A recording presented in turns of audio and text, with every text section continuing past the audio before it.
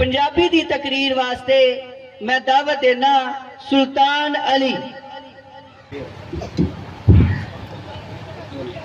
अस्सलामु अलैकुम।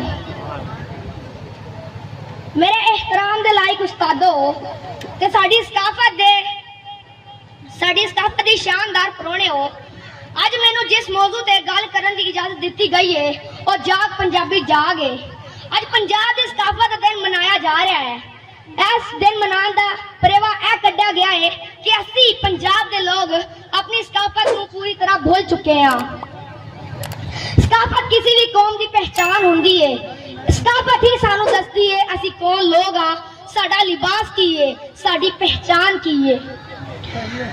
ज़बान मां बोली ज़बान किसी भी कौम की पहचान होंदी है। जेड़ा अपनी ज़बान नूं भूल जांदा है वो अंधेरियां राहां विच गुम हो जांदा है।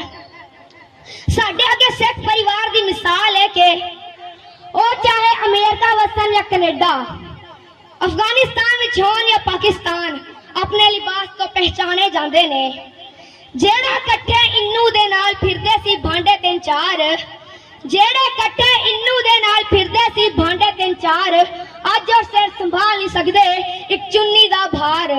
मेरे इस्ता शाना वाले परौणे हो ते बेलियो, अज ओ वेला आ गया है जिंदे कोल साडे ते तुहाडे सोहने नबी पाक हजरत मोहम्मद सल्लल्लाहु अलैहि वसल्लम डरांदे रहे ने ते नाले ए भी दस गए ने कि क़यामत दियां निशानियां विचों एक ए भी निशानी है कि दुनिया विचों शर्म ते हया उक्का मुक जावेगी।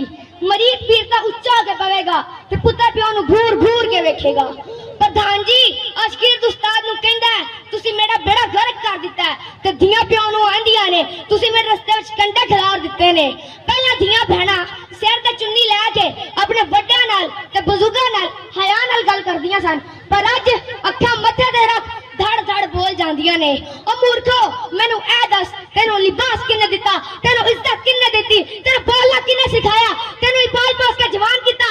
इन्नी गुस्ताखी इन्ना अकल दियां आनियां नू मैं की समझावा, इन्ना अकल दियां आनियां नू मैं की समझावा।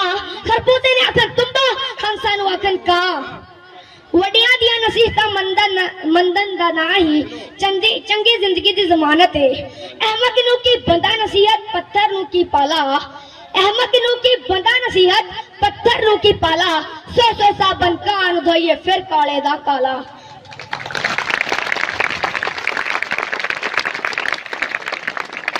आज दे जवाब ते पढ़ाकू ऐ सोचते ने कि माइए सानू चंगा बंदा आखदे ने। इन्हां दी सोच है कि गुगड़ी अपने बच्चों नू खंभे थले दे के मार दिंदी है, पर असल गल है कि वो बच्चों की हिफाजत कर रही है। मेरे सजनों ते मित्रों बस एक गल याद रखिया जे, जेड़े साडे मां प्यो साडे वास्ते सोचदे ने वो चंगा ही हुंदा है। कब्रिस्तान विच हंगामा शहरां विच तन्हाई है, कब्रिस्तान विच हंगामा शहरां विच तन्हाई है।